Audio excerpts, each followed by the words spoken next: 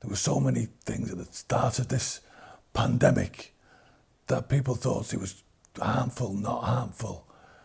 And as time went on, we realised that it actually was very harmful. But as I wasn't really that scared of it, if I'm honest with you. I actually had COVID in September last year.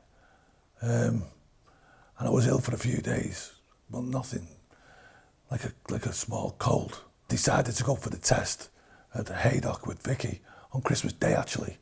You know, they were testing on Christmas Day. So I went on Christmas Day to get tested.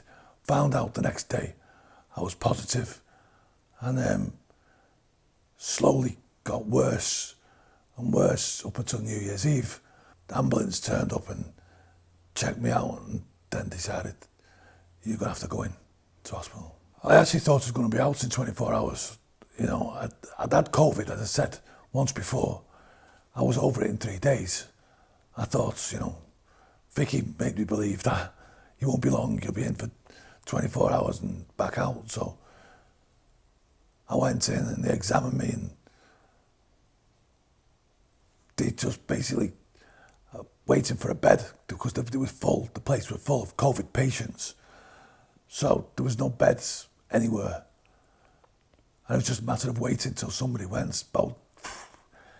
About 12 hours later, the bed came available, and they took me into the ward. Within a few hours, another doctor came over and said, Andrew, listen, we think it's best to take you up to intensive care.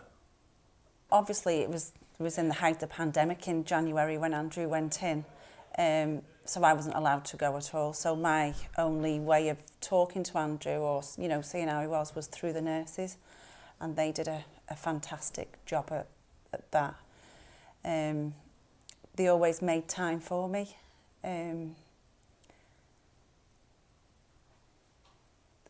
They always asked how I was, even, you know, with everything that was going on. They were just really, really good with both. Obviously, they got Andrew better, and they were so supportive of myself, always asked about the children, even though they were going through what they were going through. I think one nurse said to me, you know, on a normal working day in ICU, it would be 1-on-1, and it was 1 in 4, which just goes to show how hard they were working. But yeah, no, they kept me informed. I got upset a few times on the phone to them, and they told me that, you know, in ICU they'd become one big family now, because we wasn't allowed in, that they'd just all become one big family, and that they were treating Andrew as if he was one of their own. Day 3 of being in intensive care, the doctors came and said, you know, we need to put you on life support machine. You know, we think it'd be better for your breathing's not good, and to put you on the ventilator would be the next step. You know, I'd seen the TV, watched it. We've all been watching the TV for weeks before I went in hospital, and I know that the ventilated cases survival rate wasn't great. So I refused to go on the ventilator, and I said, no, I don't want to go on it. So I'll just carry on fighting. That continued actually to all the way to day 17, you know. They were really, really concerned. There was a lot of doctors around the bed, a lot of nurses. And then basically, you know, they told me, in no certain terms, you've only got 4 hours left to live, you know. I knew that. I'm lying there, desperate, actually gasping for breath. I'd watched quite a lot of people dying in there. I'd watched people getting shocked. It was like a scene out of Casualty every minute of the day. I just wanted one last chance to speak to Vicky and the kids, and I was scared, you know. I was scared. I'm dying, and I was trying to hold it together, be the big man, but it's just, I can't explain to you, and to anyone out there whoever listens to this, how scary that moment is, to know you're about to close your eyes and never open them again. And then he said, you know, do you want to make one last call to your wife and kids? And I said, I couldn't speak to her. I didn't have enough breath really to speak to him. I didn't want her to see me fighting for breath like that, because it was scary for me, and for her to see me or the kids like that. I just said to him, no, just do what you're going to do, then phone her and tell her that I've done it, which is, I'm thinking, well, they did, didn't they? Yeah. You are nothing when you're at that point in life where you die and you realise, I've been quite successful in my career. I've worked hard, I've worked 24 hours a day, God knows how many days a week. And I just lay there and thought, well, what is all that for now? You know, the richest man in the grave, that's what people used to say to me when I was working, you're going to be the richest man in the grave.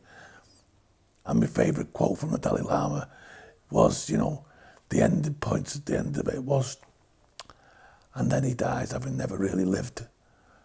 And I thought, God, you know, I'm in that position.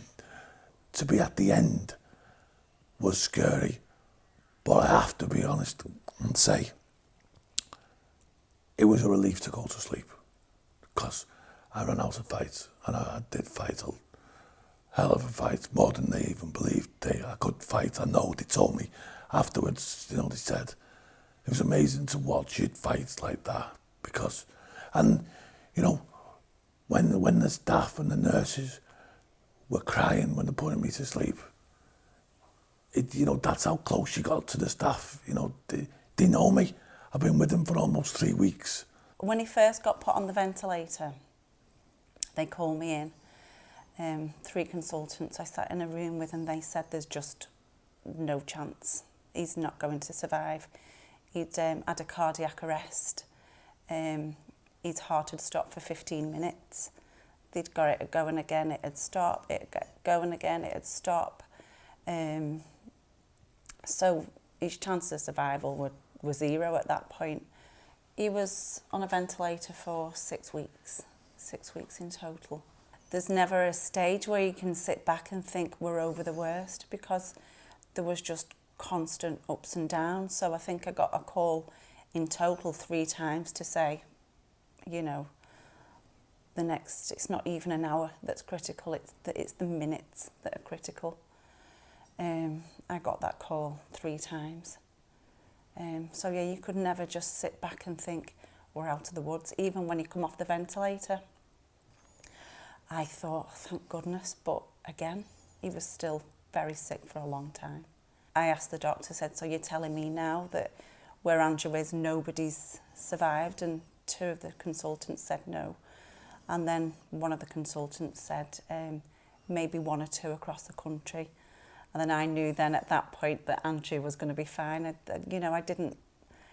He's just too strong of a character just to, you know, he's just a big character, and I just didn't think for 1 second that he wasn't going to pull through.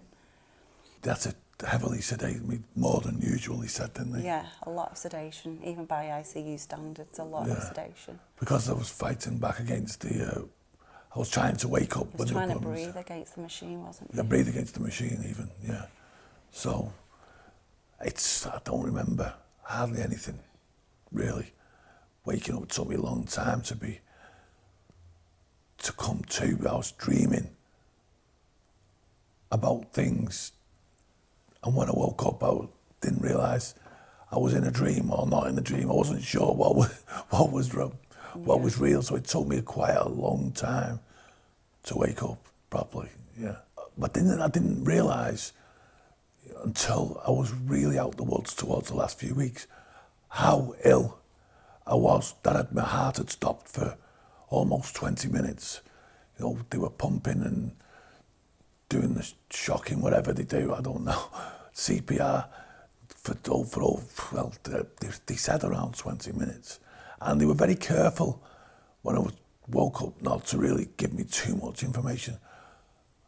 Actually, what had happened, all they kept on saying is, listen, you know, you've been really sick. And when I woke up, I could only move my eyes. You know, I couldn't move my head really much. My arms are still, you know, nerve damage is done to me. to my wrists, so I can't really use my wrists. I couldn't walk, couldn't sit up. I was basically paralysed from the neck downwards. I'm probably back to 50% of myself, maybe more than that. But I said to Vicky every day, if this is how I end up, I'm thankful to be here. You know, it doesn't matter. I've got to overcome certain obstacles in life. We all have to. But I am so thankful to be able to breathe the air, see the trees and the grass. You know, I laughed last night and I'm talking to somebody else. I go for a walk now. I've actually got myself up to a couple of miles. I look at grass differently, trees differently. I look at life differently, completely differently than what I did before. The doctors and nurses, I will be incredibly grateful for the rest of my life, for them to the chance, if I only live for another 12 months, to be able to see my wife and kids again. I can't tell you the excitement I had to know what they've done for me. I'll never forget it. They were just amazing. Again, I could never repay them for